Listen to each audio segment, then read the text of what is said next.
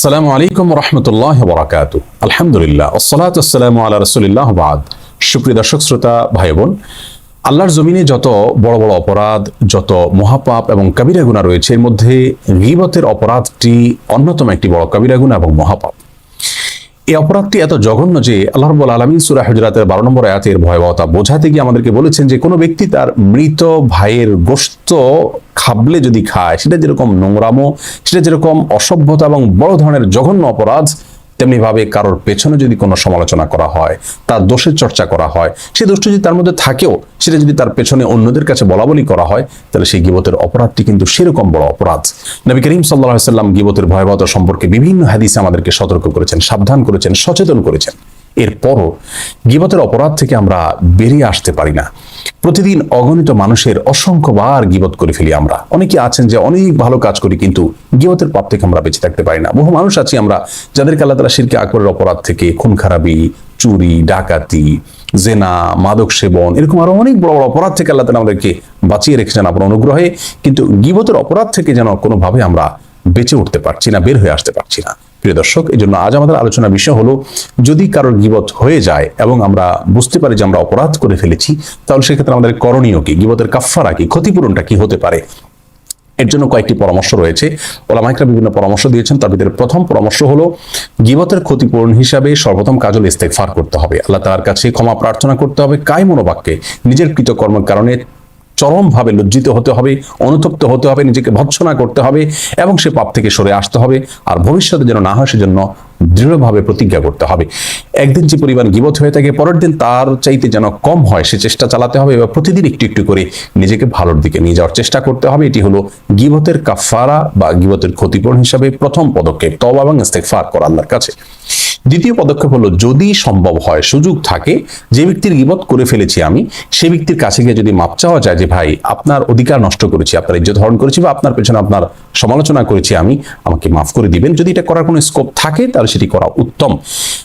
ইমাম নবী রাহিমাহুল্লাহ এটি পরামর্শ দিয়েছেন এবং আর অনেক ইমামগণ এই পরামর্শ দিয়েছেন।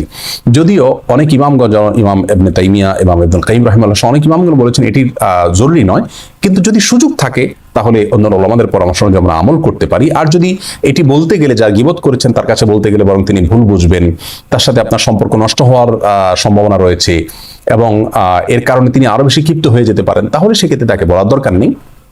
আর যদি এরকম আশঙ্কা না থাকে, তাহলে শুধুমাত্র তার কাছে বলে যদি আপনি মাপ চেয়ে নিতে পারেন, সেটা আপনার জন্য ভালো, যেহেতু এটি বান্দার হক, এবং বান্দার হক নষ্ট করার কারণে কিন্তু কিয়ামতের মধ্যে আমাদেরকে আটকা পড়তে হবে। দুনিয়াতে আমরা নিষ্কৃতি পাওয়ার চেষ্টা করলাম।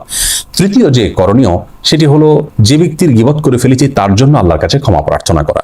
হাদিসে এসেছে, নবী সাল্লাল্লাহু আলাইহি ওয়াসাল্লাম বলেছেন, কোনো ব্যক্তি যদি তার কোনো মুসলিম ভাইয়ের অগোচরে তার জন্য আল্লাহর কাছে দোয়া করে, তাহলে আল্লাহর ফেরেশতারা ওই ব্যক্তির জন্য দোয়া করে। আপনি দোয়া করবেন, আল্লাহ, আমি অমুকের গীবত করে ফেলেছি, আপনি তাকে মাফ করে দিন। তাকে যখন মাফ করার দোয়া করবেন, তখন আল্লাহর ফেরেশতা আপনাকে মাফ করার জন্য দোয়া করবেন। এবং গীবত হয়ে গেলে, যা গীবত হয়ে গেছে, যার গীবত করে ফেলেছেন আপনি আপনার অজান্তে, সেই ব্যক্তির জন্য ক্ষমা প্রার্থনা করা, এটি গীবতের কাফফারা। এমনটি বর্ণিত হয়েছে বাইহাকি বর্ণিত একটি হাদিসে। যদিও সেই হাদিসের সনদকে অনেক মুহাদ্দিসিন কিরাম যায়িফ বলেছেন, তারপরে ওলামায়ে কেরাম এটির উপর আমল করার পরামর্শ দিয়েছেন, কারণ কাজটি ভালো, অন্যান্য হাদিসের আলোকেও এটি প্রমাণিত হয়। অতএব তৃতীয় করণীয় হলো, যার গীবত করে ফেলেছি তার জন্য আল্লাহর কাছে ক্ষমা প্রার্থনা করা। সেই সাথে চতুর্থ করণীয় হলো, যে মজলিসে বসে আমরা গীবত করেছি, মজলিসে থাকতেই যদি আমাদের বোধোদয় হয় যে আমরা অন্যায় করেছি, তাহলে মজলিস থেকে উঠার যে দোয়া আছে, কাফফারাতুল মজলিস, সেটা পাঠ করব। সুবহানাল্লাহি ওয়া বিহামদিহি, সুবহানাকাল্লাহুম্মা ওয়া বিহামদিকা, আশহাদু আল্লা ইলাহা ইল্লা আনতা, আস্তাগফিরুকা ওয়া আতুবু ইলাইক। এই দোয়া যদি পাঠ করা হয় কোনো মজলিস থেকে উঠার সময়, তাহলে ওই মজলিসে যদি কোনো অপরাধ করা হয়, তাহলে সেই অপরাধগুলো আল্লাহ তাআলা মাফ করে দেন। বড় কোনো অপরাধ থাকলে অবশ্যই তওবা করতে হবে। তাহলে মজলিস থেকে উঠার সময় আমরা ইস্তেগফার, তওবা, সাধারণ ইস্তেগফার তওবার পাশাপাশি মজলিস থেকে উঠার যে দোয়া আছে, এটা পাঠ করার মাধ্যমেও মজলিসে কৃত অপরাধ থেকে নিষ্কৃতির পথ আমরা খুঁজে পেতে পারি ইনশাআল্লাহ বিদিনিল্লাহ। সেই সাথে ইমাম ইবনে তাইমিয়া রাহিমাহুল্লাহ, ইবনুল কাইয়িম রাহিমাহুল্লাহ আরেকটি পরামর্শ দিয়েছেন, তা হলো, যে মজলিসে আমরা গীবত করেছি, যাদের মাঝে কারোর সমালোচনা করেছি, সেই লোকগুলোর মধ্যেই আবার যদি সম্ভব হয় ওই লোকটার কোনো প্রশংসা করা, তার ইতিবাচক এবং ভালো যে গুণগুলো রয়েছে সেগুলো আলোচনা করে দিলে অনেকটা ক্ষতিপূরণ হতে পারে। কারণ আল্লাহ বলেছেন, ইন্নাল হাসানাত ইউযহিবনা সাইয়্যাত, নিশ্চয়ই ভালো কাজগুলো মন্দ কাজগুলোর ক্ষতিপূরণের ভূমিকা রাখে, মন্দ কাজগুলোকে দূর করে দেয়। বিধায় তার প্রায়শ্চিত্ত হিসাবে আমি তার সমালোচনা করেছি যে জায়গাতে, সেই জায়গাতে তার একটু প্রশংসা বা ভালো গুণগুলো বলে নেওয়া উত্তম। তাহলে সর্বসাকুল্যে 5টি করণীয় কথা আমরা খুঁজে পেলাম। প্রথম এবং মূল করণ হলো ইস্তেগফার করা, তওবা করা।